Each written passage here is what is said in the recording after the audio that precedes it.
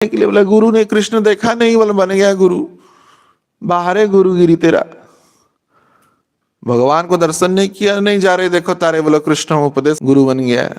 अरे गुरु बनने के लिए तो प्रत्यक्ष रूप में भगवत दृष्टा होना चाहिए, प्रत्यक्ष रूप में, परोक्ष रूप में भी नहीं, प्रत्यक्ष रूप में भगवत दृष्टा होना चाहिए, भगवत सानिध्यता प्राप्त करना चाहिए, भगवत स्वरूप प्राप्त करना चाहिए, भगवत कृष्ण का प्रयोजन तत्व को प्राप्त करना चाहिए।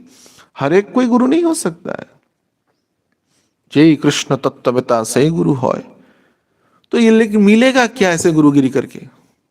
थोड़ा सा लाभ, पूजा प्रतिष्ठा, जो कि अनंत काल से तुम पुकारे, तुम कभी इंद्र थे होगे, कभी ब्रह्मा होगे, क्या ठिकाना है? क्या यह पहला जीवन है? अंत बार ऐसा जीवन मिल गया है। और ऐसे व्यक्तित्व की, सनातनी सभ्यताओं की, वर्णाश्रम की विरोध करते हैं।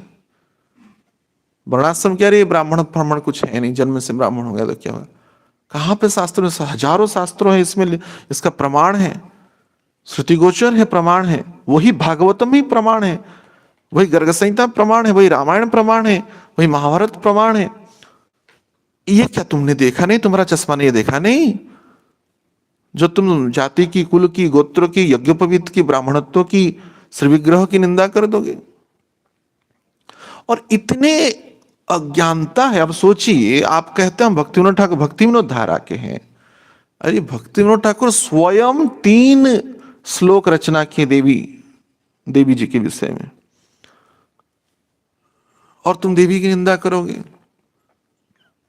कोई अगर देवी के भक्त आ गया, अरे ये तो मायावादी है। अरे मायावादी? देवी के भक्त गणेश भी है, देवी के पुत्र है। हाँ, स्वयं भगवान भी देवी के भक्त बने हैं, कई बार देखा गया है। अपने स्वयं रुक्मिणी ने अंबिका माता का पूजा किया, सीता जी ने देवी भगवती का पूजा किया, नहीं किए? क्या वही रामायण में वर्णना नहीं है? वही श्रीमद् भागवत में क्या अंबिका पूजन का वर्णना नहीं है? हम अंबिका पूजन के पक्षधर नहीं हो रहे, लेकिन जो अंबिका का पूजन कर रहे, क्या वो गलत कह करके उनकी निंदा कर सकते हैं? वही रामचंद्र कविराज तो एक दिन देवी का भक्त थे, वही देवी प्रकट हुई कि अंतरिक्ष प्रकट होइला भगवती आमीन घुचाई परिवतर दुर्गति, वो बोले। वो तो समय आएगा, हर एक को खिंचातानी करके पुष्पुल करके लाने की आवश्यकता क्या है? वैष्णव बन गया तो सब उड़ा दो, दुर्गा जी का फोटो हटा दो, सब उड़ा दो। अरे छोड़ना नहीं, छूटता है वो। जब अनन्यता वृद्धि होता है तो स्वतः करता, फेंकता नहीं ऐसे कि कूड़े में फेंक, कचरे में फेंक देते हैं। अरे कैसा तुम वैष्णव हो? देवी जी का फोटो को, भगवान शिव जी का फोटो को, या अन्य कोई देवता का उपासक रहा है वो व्यक्ति मानो, तो उसको कूड़े में फेंक दोगे, कचरे में फेंक दोगे? ये सब अज्ञानता वृद्धि है। स्वयं भक्ति विनोद ठाकुर ने 3 श्लोक रचना किया है, या नहीं? वे भी सन्यासी, कोई सन्यासी है तो सबका सम्मान करना चाहिए, चाहे कोई भी संप्रदाय का हो, चाहे कोई भी परंपरा का हो। तो तथाकथित अब आप बोलते वैष्णव था, वो खुद भी जाते तो बोलते नहीं 3 दिन के बाद नहीं रह सकते, जाओ धक्के मार के निकाल दोगे। जबकि आचार्य परंपरा, ऋषि परंपरा कैसा उन्नत होता है, कितना उन्नत होता है। हाँ? तो और वही श्रीमद् भागवतम में वर्णना है कि शास्त्र कहता है, स्वयं भगवान ही कह रहे हैं देवी जी को कि तुम इस नाम से पूजित होगे। कह नहीं रहे 10वें स्कंद में? इसका वरदान दिया कौन? कौन दिया? देवी जी इस जगत में पूजित होंगे, इसका वरदान दिया कौन? भगवान ने दिया। तो भगवान ने ही जिस वरदान को सापेक्ष करके इस प्रस्तुतिकरण, इस भूमिका को प्रस्तुत किया है, तो उसके विरोधाभास हम कैसे कर सकते हैं? शास्त्रों का अवगमन, शास्त्रों का ज्ञान रखने का अर्थ यह नहीं किसी व्यक्ति का विरोध करना, असली परंपरा को व्यक्त करना और स्वयं देवता जैसे कोटि के लोगों को, शुद्ध भक्त तत्वों को विरोध करना नहीं। विद्या ददाति विनयम, विद्या विनय को देता है। और वे व्यक्तित्व की निंदा नहीं, वे व्यक्ति की निंदा करते हैं। वे लोग व्यक्तित्व की निंदा नहीं, व्यक्ति की निंदा करते हैं, या नहीं? हर एक पक्ष की समाधान पक्ष शास्त्रों में बताया गया है।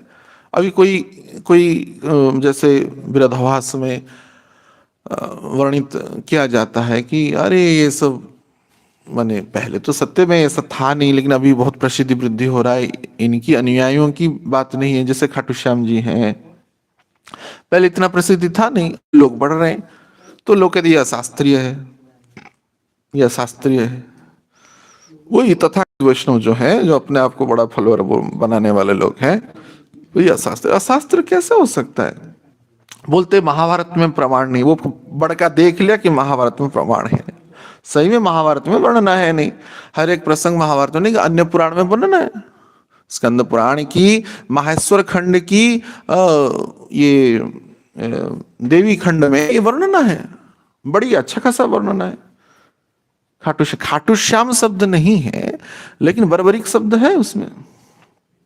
बर्बरिक को अपभ्रंश शब्द में खाटू श्याम बोला गया, और वो लोग पूजा कर रहे हैं। ये अशास्त्रीय परंपरा नहीं, स्वयं भगवान वरदान दे, जब तक सूर्य चंद्र रहेगा तब तक तुम इस जगत में पूजित होगे। भगवान कृष्ण ने स्वयं वरदान दिया है। 14 योगिनियां प्रकट हो गई बर्बरिक के लिए जब उनका सिर कटा। चंडिका, उग्रतारा, भूचक्रिका, वैष्णवी, ऐसे वर्णना है अलग अलग 14 योगिनियों के बारे में। और योगिनी अर्थात है नहीं ये कोई गलत व्यक्ति, ये सब भगवान के परम भक्त हैं। वे प्रमाण दिए कि नहीं, भगवान कृष्ण गलत नहीं किए। ऐसे कि युधिष्ठिर महाराज पर्यंत व्यक्तित्व में भी संशय प्रवृत्ति आ गया कि भगवान ऐसा अन्याय कैसे कर सकते हैं। बर्बरिक का जब भगवान ने गला काट दिया सुदर्शन से, परंतु इसका समाधान देने के लिए 14 योगिनियां प्रकट हुई कि नहीं, भगवान कृष्ण सत्य किए हैं, न्याय किए हैं, निष्ठा किए हैं, नियम किए, इसका उद्धार किए। और ऐसा नहीं कि उद्धार करके उन्होंने उनको दुर्गति दिया, अपितु देव कोटि के कर दिए, वो देव कोटि के कर दिए।